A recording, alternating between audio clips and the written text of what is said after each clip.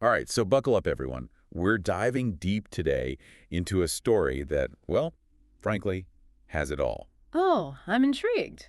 Lay it on me. International relations, allegations of corruption, and a former president on the move. That's like my kind of deep dive. Where are we headed? We're looking at the case of former Senegalese President Macky Sall. Okay, I'm familiar. He reportedly left Morocco recently amidst a corruption investigation back home, and things are getting, well, a little murky. Murky, how so? Well, our main source today is an article titled Sall Exit from Morocco Amidst Senegal Corruption Probe.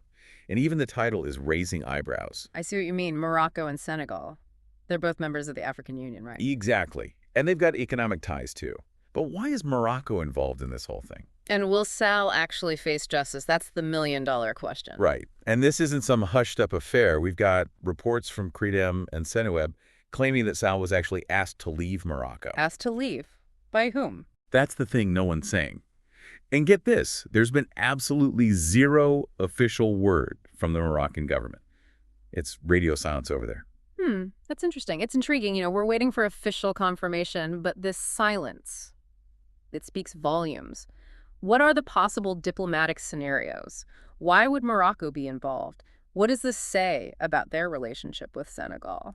So many questions. It definitely makes you think. Yeah, it does. So while we wait for Morocco to, well, say anything, let's dig into the heart of the matter. Let's talk about the corruption allegations themselves. What do we actually know? That's just the details are pretty scarce at this point. Well, that's not uncommon in these early stages. We know the investigation is focused on potential corruption that occurred during Sal's presidency. Right, but what does that even mean? Corruption can take so many forms. Oh, absolutely. Given Sal's position, we could be talking about anything from abuse of power for personal gain to funneling public funds into private accounts. Or even using his influence to secure, lucrative contracts for his buddies. Precisely. It's all about leveraging that presidential power for personal enrichment. And how do investigators even begin to unravel something like this? Where do they even start? Evidence. They need to follow the money. Ah, so it's like a giant financial puzzle. Exactly. They'll be meticulously tracing financial transactions, looking for hidden assets, and digging into any suspicious business dealings during Sal's time in office. That sounds like a monumental task. It can be. And they might even be relying on whistleblowers to come forward with inside information. Makes sense. And what's interesting? Senegal seems incredibly determined to get to the bottom of all this. How so? Their government spokesperson came out strong, saying that Sall cannot escape justice. Wow, those are fighting words. That statement carries a lot of weight. It really does. It puts a ton of pressure on Morocco and also signals to, well, everyone, that Senegal is serious about tackling corruption, even at the highest level. It makes you wonder, can Sal actually be brought to justice? It does, doesn't it? But let's be real, isn't it kind of unusual for a country to just expel a former leader like this without any official confirmation?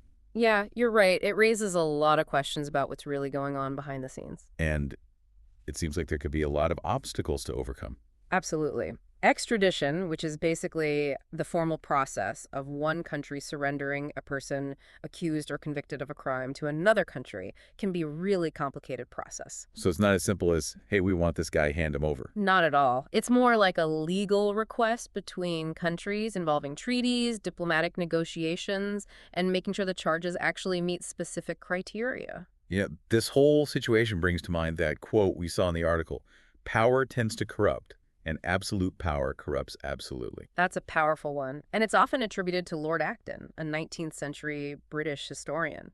It really underlines the whole idea of accountability, especially for those in positions of power. And this case really embodies that, doesn't it? Absolutely. So what about the role of international organizations in all of this, like the UN or the African Union? What are they doing to promote good governance and, try to tackle corruption?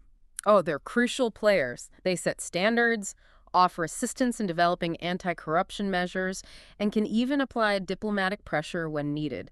It's about holding leaders accountable on a global scale. So are they like the referees of global politics? In a way, yes. For example, the UN Convention Against Corruption provides this framework for international cooperation on these matters. It's all about fostering transparency and accountability across borders. Transparency and accountability.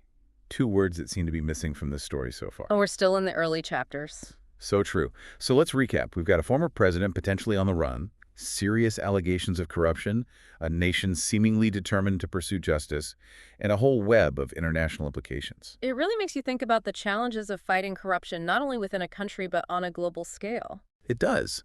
And as this whole saga unfolds, it's important to keep in mind this delicate dance between national sovereignty, international pressure, and the pursuit of justice. It'll be fascinating to see how this all plays out. Absolutely.